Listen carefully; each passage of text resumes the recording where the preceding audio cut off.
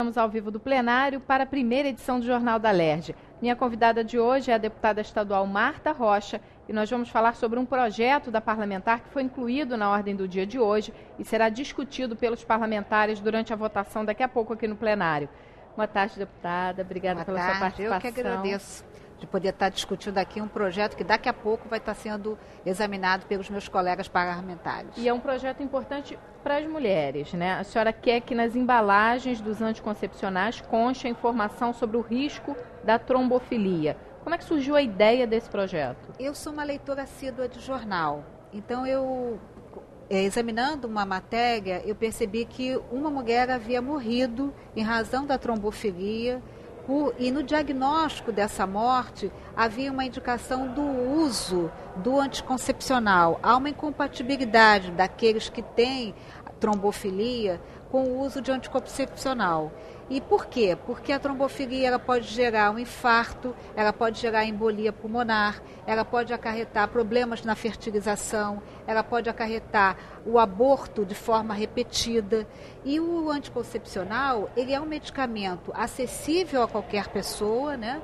Ele é um medicamento que não necessariamente você procura um médico para fazer uso desse medicamento.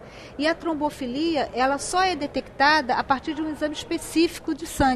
Ou seja, muita gente pode ter trombofilia e não está sabendo e está fazendo uso desse medicamento. Então, hoje já há uma preocupação da Organização Mundial de Saúde com essa questão da trombofilia e do uso de anticoncepcional. Então, nós apresentamos esse projeto, pedimos que no prazo de 90 dias as empresas se organizem em sendo o projeto aprovado para trazer já na embalagem de fábrica essa advertência e, no caso de não respeito, utilização do Código de Defesa do Consumidor, porque é assim que determina a legislação.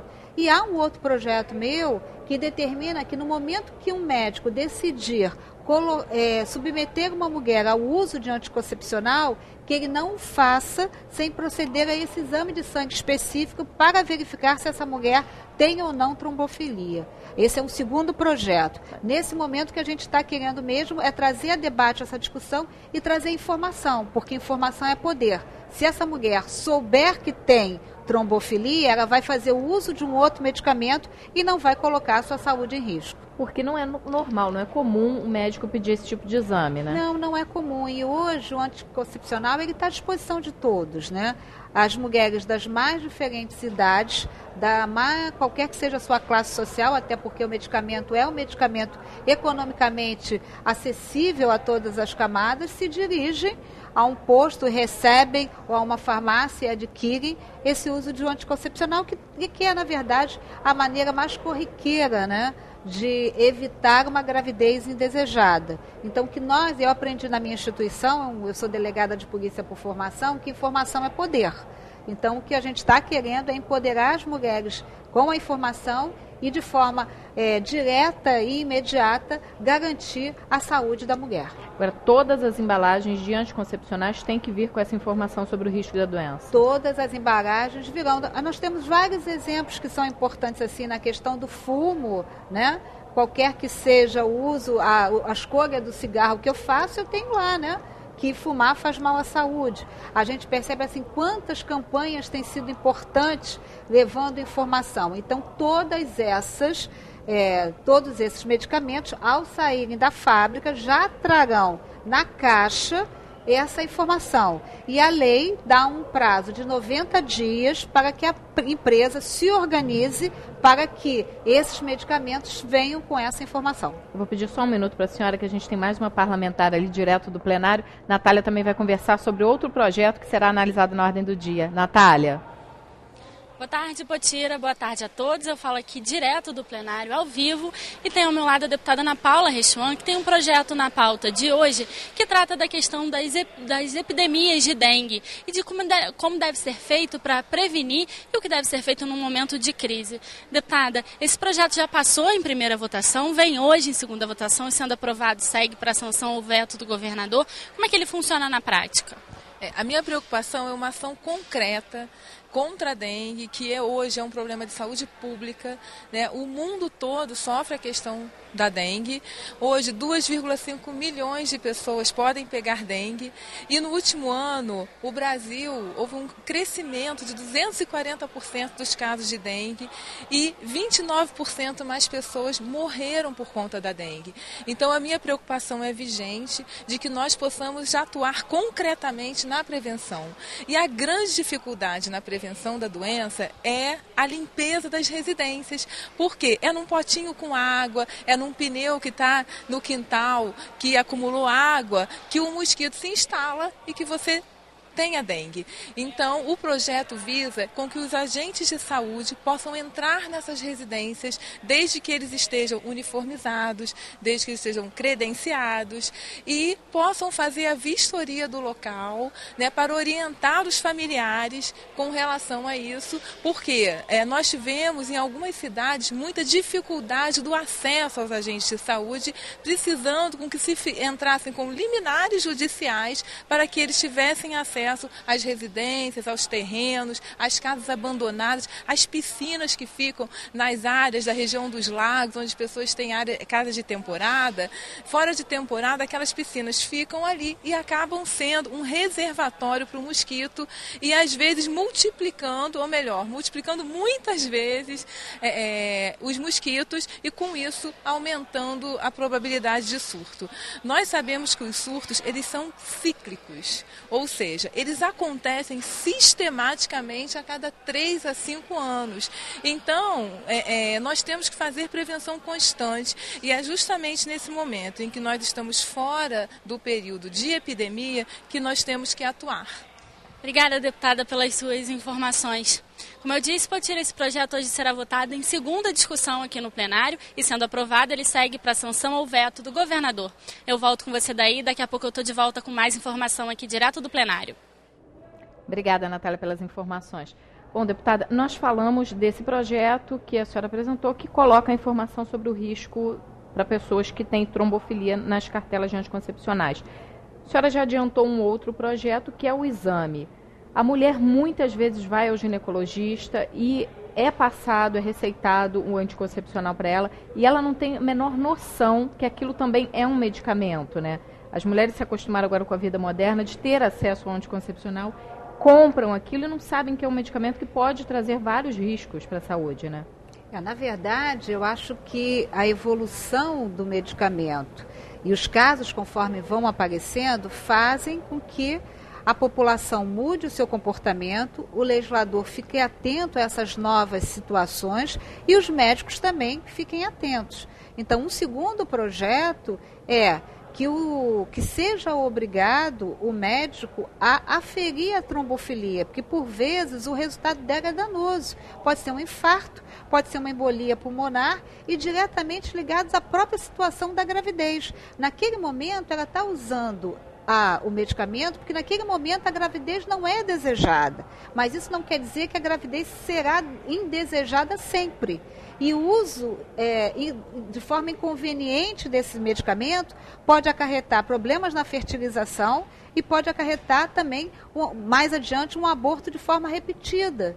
Então, eu acho que ter esse cuidado é algo importante. E eu acho que nada melhor do que trazer isso a debate, né? E como eu gosto de repetir uma frase do nosso presidente, Jorge Pisciani, essa casa é soberana. Então, é bom trazer esse debate para que nós possamos refletir sobre esse tema e, refletindo, decidir o que é melhor, já que aqui são 70 pessoas que representam a sociedade, o povo do estado do Rio de Janeiro. E acaba que pode ser uma lei que pode ser levada a outros estados, né? Já que, para as pessoas entenderem, a Alerj só pode legislar sobre o estado do Rio de Janeiro. Sem dúvida nenhuma. E eu quero lembrar, porque esse tema é trazido por mim a partir de uma notícia trazida no jornal e na revista Época.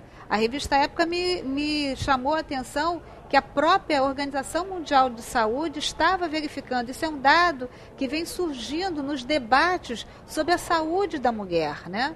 A cada momento, esses temas vão se modificando. Então, hoje, esse tema, a questão da trombofilia e questão do anticoncepcional e a sua relação direta, é um tema que está sendo questionado quando se pensa na saúde da mulher. Então, me parece que é hora do Poder Legislativo do Estado do Rio de Janeiro e de outros estados se debruçarem no tema e refletirem e verem se essa é efetivamente uma medida a ser adotada.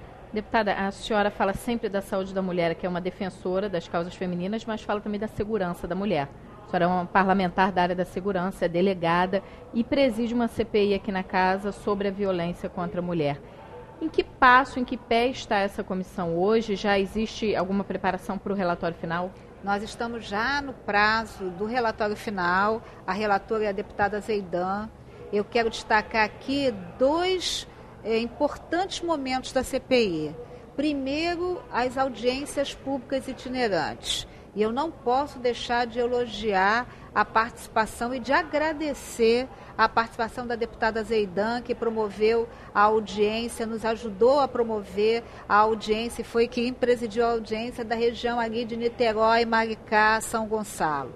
Da deputada Márcia Giovanni, na região dos Lagos. Da deputada Ana Paula Rechuan, que tem um projeto muito interessante hoje na ordem do dia, da região do Sul Fluminense.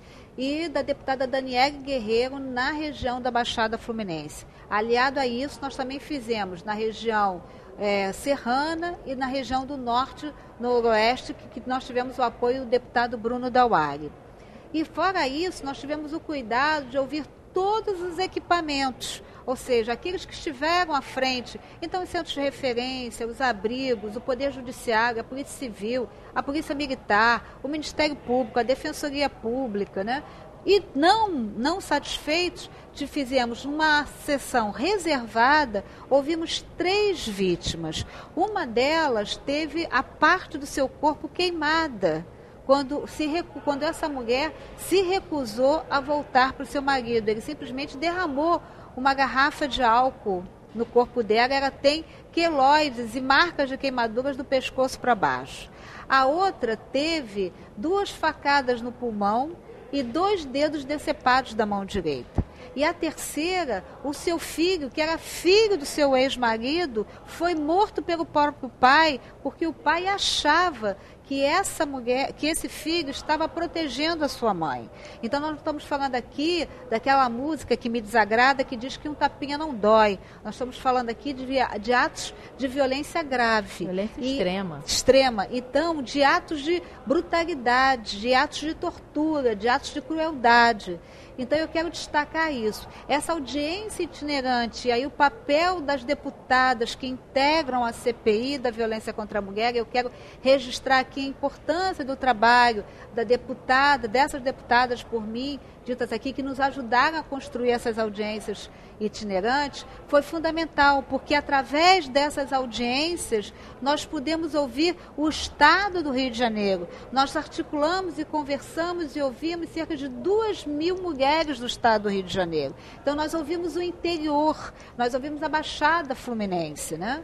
E também da vítima nós conseguimos fazer um retrato se os serviços oferecidos no Estado eram serviços adequados, se os serviços oferecidos nos municípios atendiam essas mulheres. Nós somos 92 municípios e nesses 92 municípios temos apenas 28 municípios com algum tipo de equipamento. Nós somos 92 municípios e temos apenas 2 abrigos. Nós temos uma política de abrigo, mas nós não temos uma política de desabrigamentos. Nós temos 12 delegacias de mulheres e apenas em 92 municípios. Nós temos 11 juizados da violência contra a mulher. E nem todo lugar onde eu tenho delegacia de mulheres, eu tenho juizado da violência contra a mulher. E o que é muito interessante, a deputada Zeidan vai ter oportunidade de apresentar o seu relatório. Nós vamos apresentar esse relatório, a deputada vai submeter esse relatório à CPI, mas esse relatório ele vai trazer quais são as atribuições do Poder Executivo, do Estado, do município, qual é a nossa sugestão para o Poder Judiciário, qual é a nossa sugestão para o Poder Executivo e para o Poder Legislativo. É preciso um trabalho conjunto e efetivo de todos esses órgãos. E eu quero dizer aos meus colegas do Parlamento, eu quero dizer às mulheres desse Estado que as deputadas trabalharam muito para fazer um bom diagnóstico e eu tenho certeza que esse relatório será um relatório que vai abranger aquilo que nós ouvimos, aquilo que nós detectamos e aquilo que nós achamos que pode melhorar e pode permitir o empoderamento das mulheres e a construção de uma sociedade justa, sem preconceito e sem violência. Agora, deputada, antes da gente encerrar, eu queria saber o seguinte: durante essa CPI, foi possível perceber um perfil diferente das mulheres? Elas têm mais coragem de denunciar ou não? Sem dúvida nenhuma. Na fala dessas 3 vítimas de crueldade, nós encontramos mulheres corajosas. Nós encontramos uma delas, eu disse a ela que ela tinha uma luz solar, embora ela tivesse com seu corpo marcado de queloide do pescoço para baixo. Mas a força que essa mulher tinha, e ela foi possível porque ela estava acompanhada de um serviço de proteção, um centro de referência do governo do estado do Rio de Janeiro.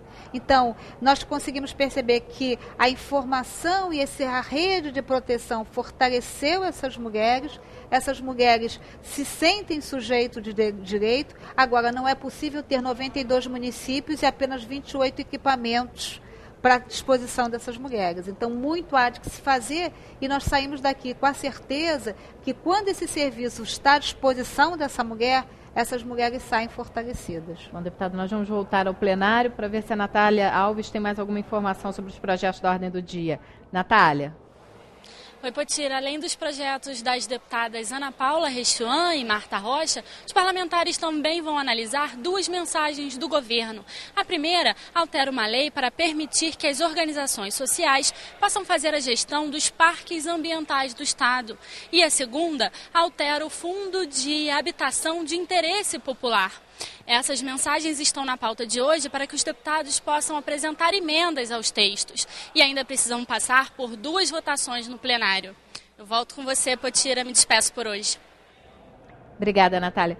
Bom, chegando ao fim do jornal, deputado, eu queria saber, já existe um prazo para a entrega desse relatório? Nós estamos aguardando as informações taquigráficas, porque essas informações, a deputada Zeidan necessita dessas informações para concluir o seu relatório, e num prazo, acredito que no máximo em 60 dias, depende dessas informações, a deputada enfermeira Rejane, que é a vice-presidente, a deputada Márcia Giovanni, a deputada Ana Paula Rechuan e a deputada Daniele Guerreiro, vamos fazer uma reunião para apreciar esse relatório e vamos fazer uma audiência pública em seguida para divulgar esse relatório. Ele vem ao plenário, para ser votado. Então, na verdade, eu acredito que nos próximos 60 dias estamos dependendo das informações taquigráficas, é por causa do volume de trabalho que a casa tem. Tudo que acontece nessa casa é registrado, taquigraficamente, embora tenhamos todas acompanhado todas essas audiências, mas faz parte dos anais da CPI o registro taquigráfico.